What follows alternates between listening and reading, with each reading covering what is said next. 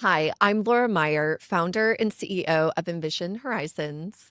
And today on the Horizons podcast, I have Dawn Hilarczyk. Mhm. Yes, okay, awesome. Dawn is the Chief Operating Officer at Borghese, where she drives operational excellence and strategic growth for the luxury skincare brands. Dawn has over 20 years of global experience in beauty, health, and wellness.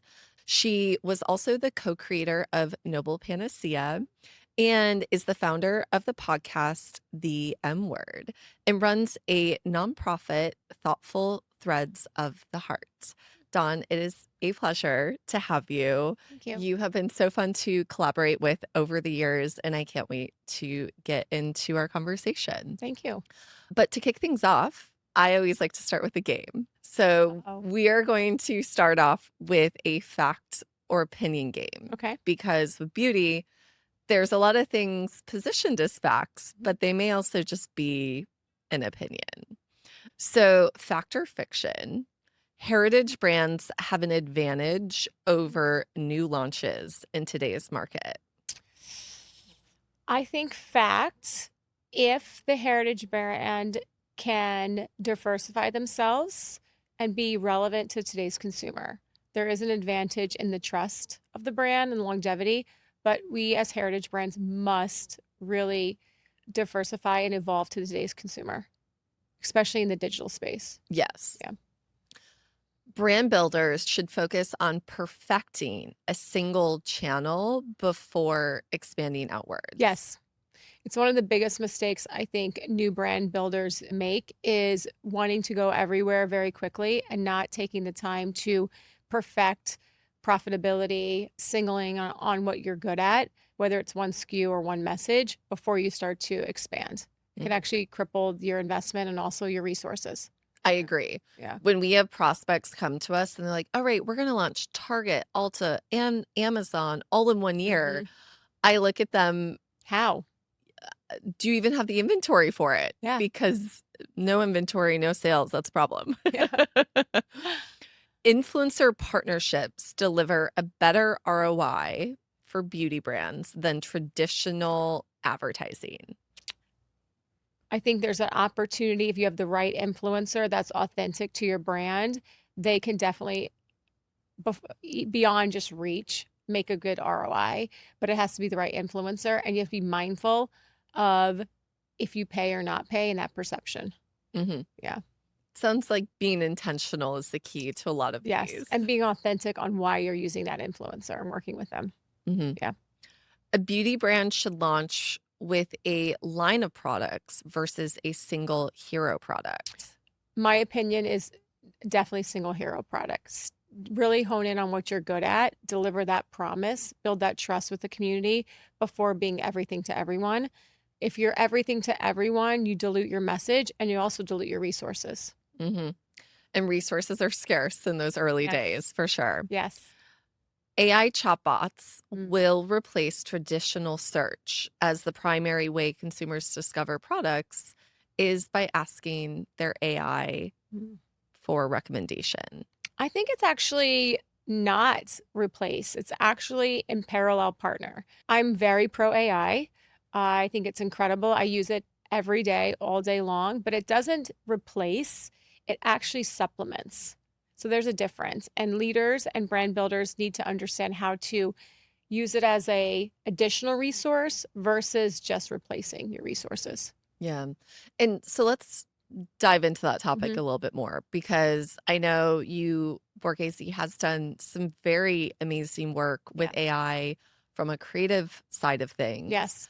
but you're the COO. So you're also looking at operations. Mhm. How are you incorporating AI from an outward perspective, but Mhm. also internal?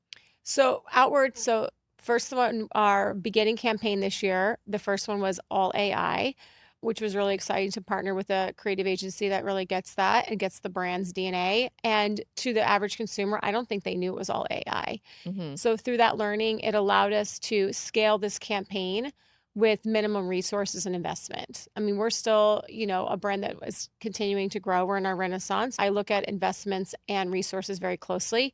The one thing that AI has helped us do is not replace people. We're not replacing personnel, but what we're doing is we're using it for data and insight. And at the same time, we're using it to listen to our consumer better.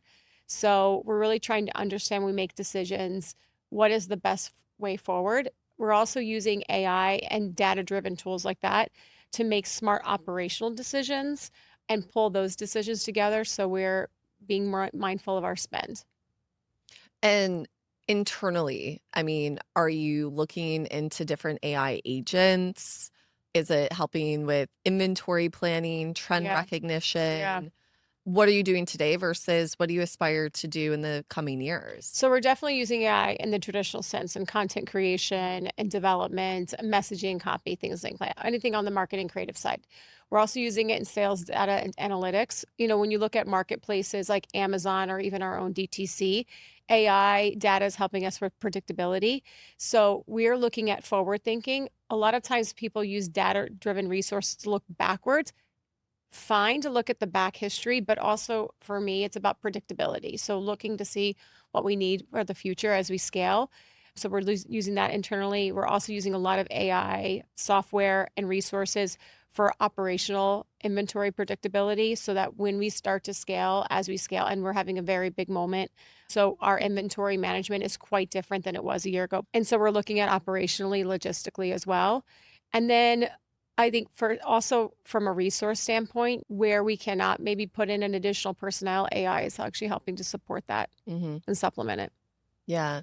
And how's your team adopting? Interesting. So we have a really incredibly strong team. Some of the team members have been with the brand for 30 plus years, and some have just been with us under a year. Depending on their department, some are embracing AI very quickly. I mean, we have some team members that literally every meeting we're using Wave to really track all of our meetings and use that for project management and also for recaps and conversation and communication.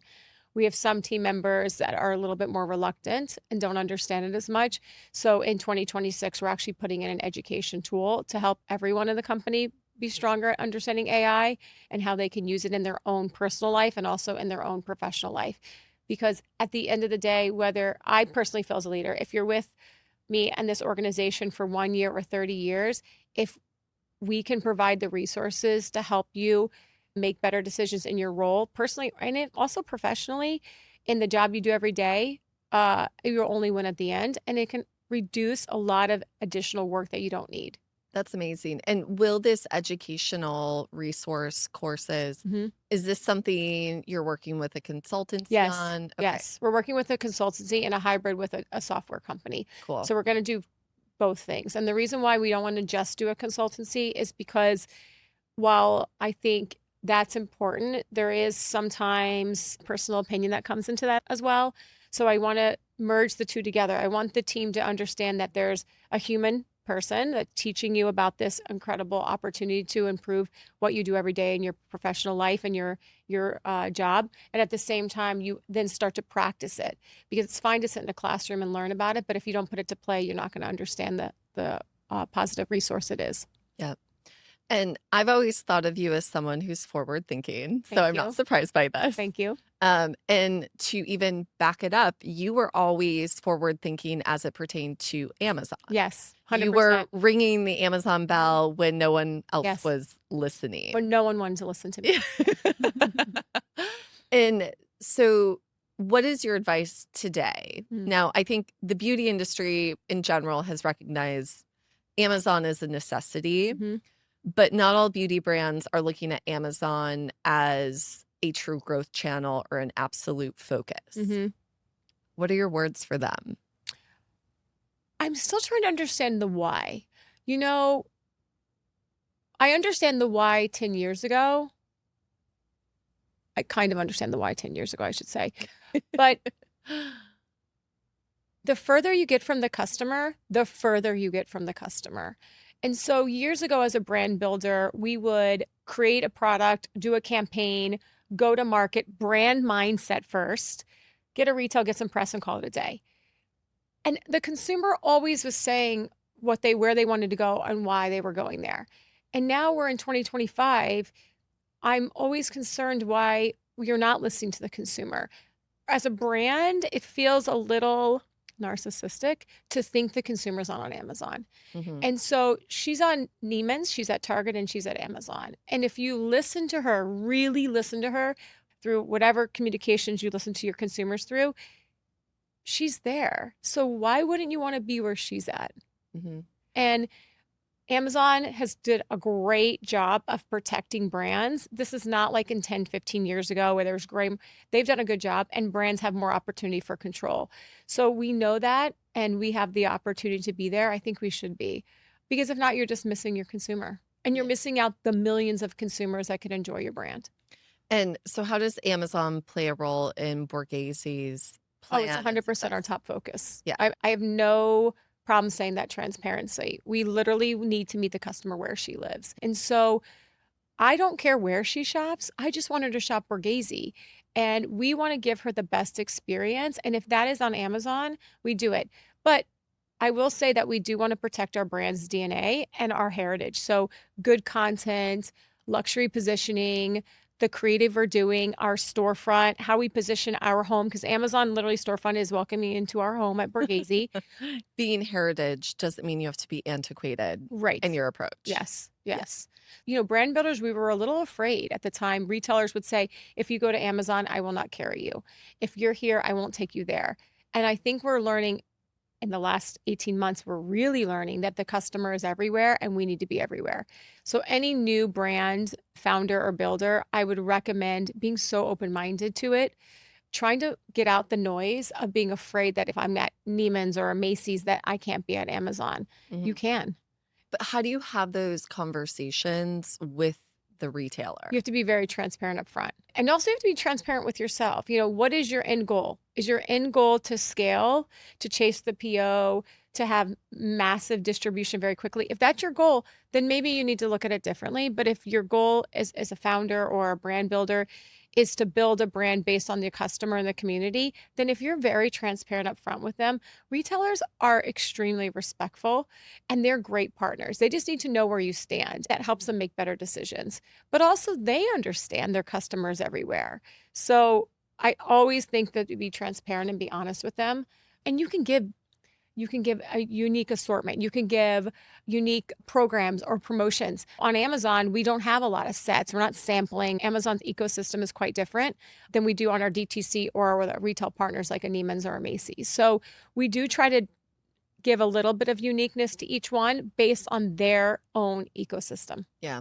So merchandising is a way to somewhat Mhm. soften the blow to your premium Yeah. retailers that you will be on Amazon. Yeah. What are some other negotiation tactics or ways to still foster the retail relationship Yeah. while still growing your Amazon business? I think as a new brand builder, the one thing I can tell you is really study your customers. If you take the time to get to know each of their environments and you tailor your programs or your promotions or any of your campaigns to their needs, it's well respected. It's a very competitive environment. They're all having different promotions. You know, Prime Days, this is a good example. As we know, Prime Day, we knew Prime Day was 4 days. All of a sudden, all these retailers started moving up their promotions, bidding very high to be the first one on search. Offering So Uber delivery. 100%. And so you have to just respect that and know and be able to offer them some support during those times as well. If you are very like, no, we're going to do it this way and not support you, then you really break that relationship. Yeah. And we have to understand that their needs are just as important. And the reality is there's plenty of customers out there for our brand. So again, meet the customer where she lives and be able to offer her the best service for the brand at the availability she wants it. Yeah. You know, we have to be consumer centric, not brand centric anymore. The consumer is our North Star. They guide us where they want us to go. And convenience is a form of luxury. It's 100% a form of I mean, luxury. having a Time, package delivered in yes, 2 days is luxury. it's the most precious commodity Yeah. is time. Yeah, It's really the game changer in life right now. for sure. Yeah. Now, you keep using the phrase brand builders. hmm How do you define that? I feel like we're coming off of this phase of growth hackers, growth at all cost. What's really that difference between the growth hackers and the brand builders?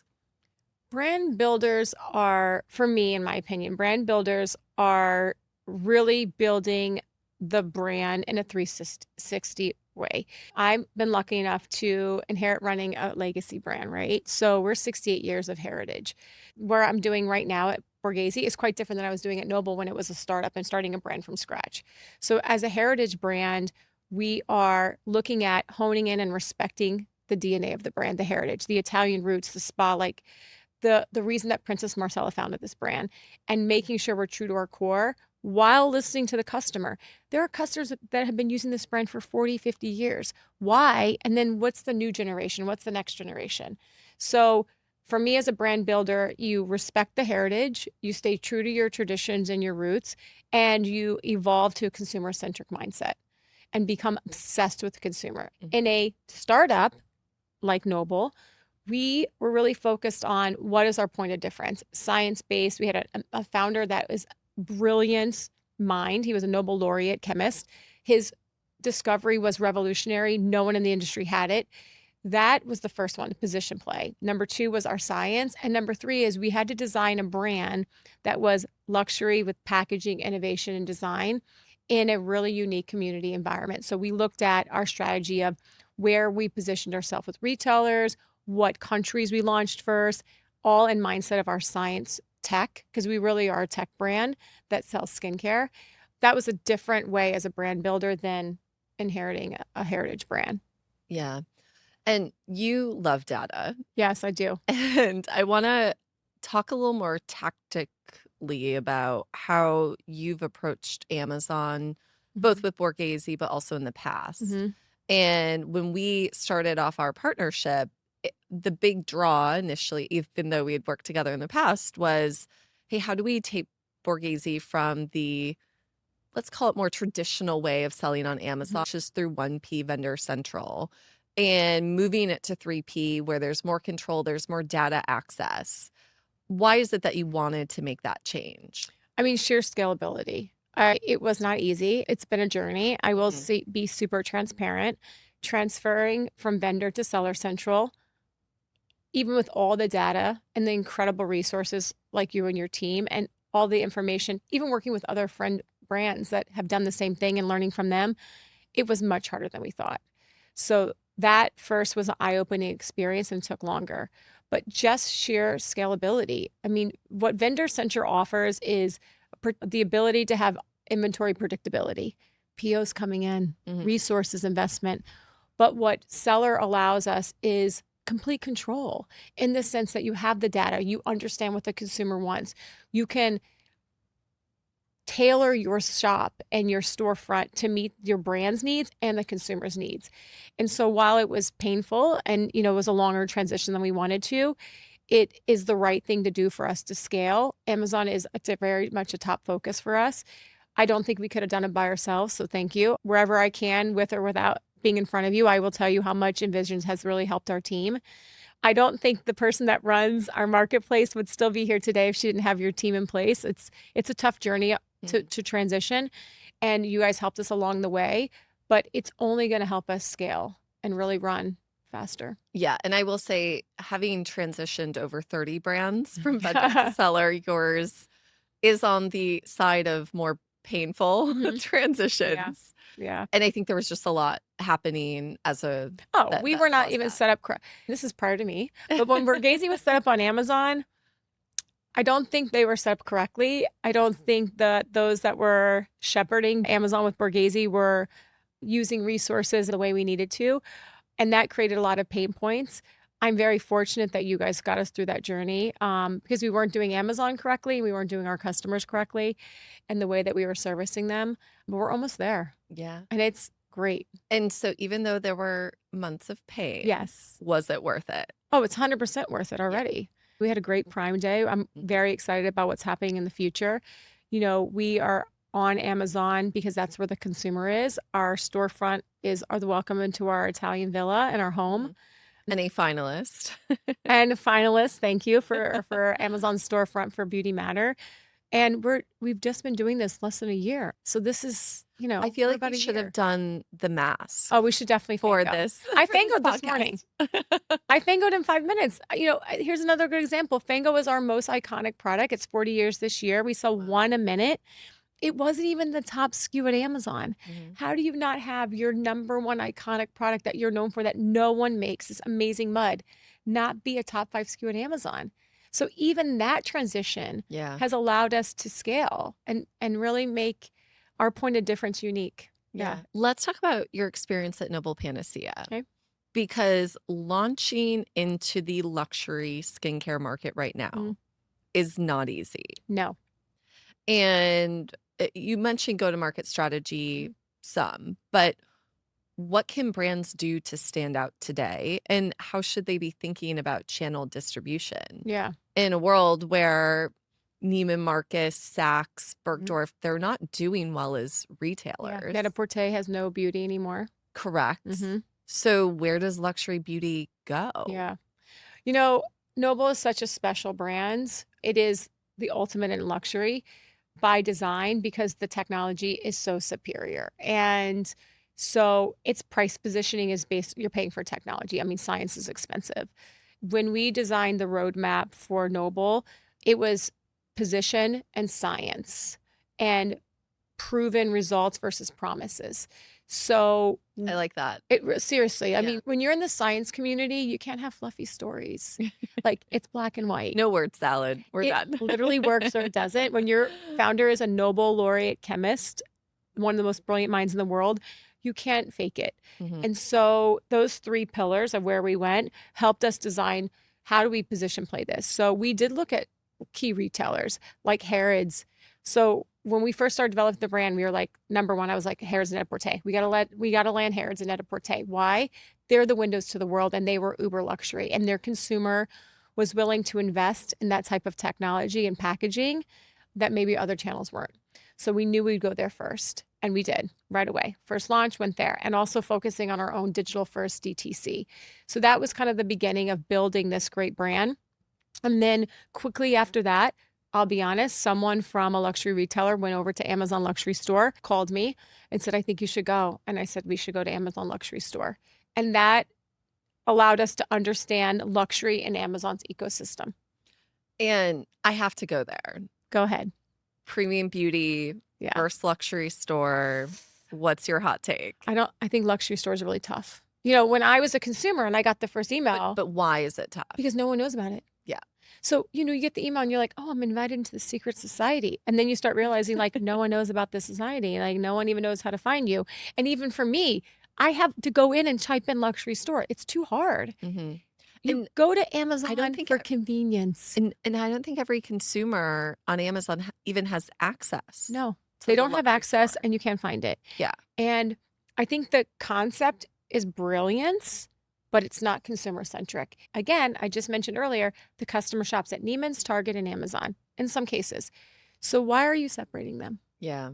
Let them make the decision. The Amazon customer is the advantage to being on the platform. No matter if you're the 1%, Right. everyone's on Amazon. You're still buying your paper towel. Yes, yes. So Your toiletries premium and is your good though, luxury. because premium does protect the brand Mhm. and allows the brand to have data and control and also be able to tailor your storefront. So I would recommend if you can and you want to scale, luxury is not for those brands. Premium's better. Premium's better. Yeah. Mhm. So what would be your biggest advice for beauty brands looking to make Amazon a priority? First and foremost, do your own homework.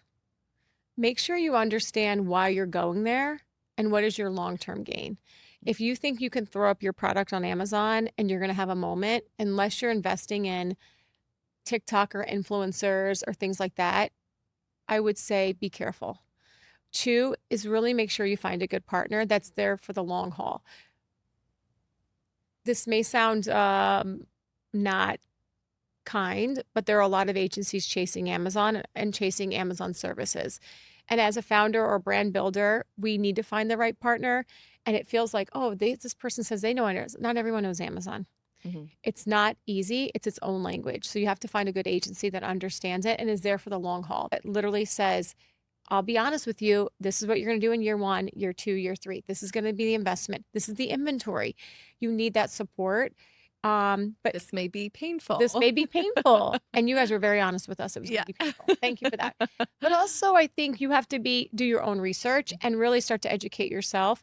At our level, at a C-suite level, we should know about Amazon. hmm And if we don't, that is going to be challenging overall as you help your team navigate problem solving. And how are you educating your board? Because I think I've seen a big shift in the I took industry. my board to a conference. Okay. So I took my boss, we went to a conference, Amazon was there, and Amazon talked about scalability and what they're doing.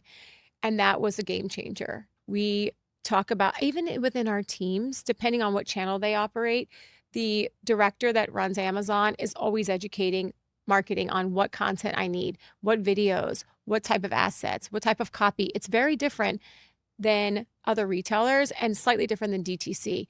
And I do encourage cross-functional collaboration because if we all know better, we do better. hmm And we are kidding ourselves if we think our DTC will be the top location, maybe for some, but not for all in 2, 3, 5 years from now.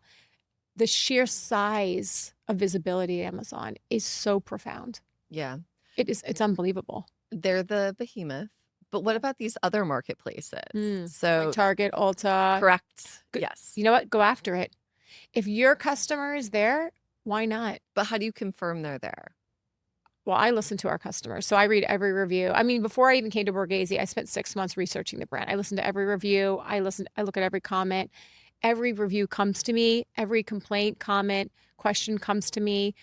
And a couple months ago, we threw up on social just a question of like, where do you like to buy beauty? And we found a lot of people saying other locations, which then gave us a path to say, okay, we should expand in other retailers or marketplaces, which we have, and we're going to continue to do, but we're doing it thoughtfully. It's an interesting segment because the consumer doesn't know marketplace. They just know they're at Target Totally. or Add to cart. Neiman's Yeah. or Saks or add to cart or wherever. I think where it gets a little stressful for the consumer and also as a brand is when you do a Google search and you see things pop up, your brand like at Walmart, and you're like, I'm not at Walmart. hmm Like, so that's the gray area that people were afraid at Amazon years ago, as you remember, that some of these marketplaces need to clean up a little bit because Right. brands like ourselves won't go there then. Yeah. So there's that, you have to just be very careful and do your homework. They have to be partners Yeah. too. Yeah, but Ulta, Target, Nordstrom, great job. Yeah. Way to put in brands into a marketplace. Amazing. Yeah. Well, Dawn, I'm always inspired by Yeah. our conversations. Thank So you. thank you so much for sharing advice on Amazon, stories and experiences from your career. You truly are an inspiration. So Thank you. Thank you for your partnership. I Always. appreciate you. Thank you.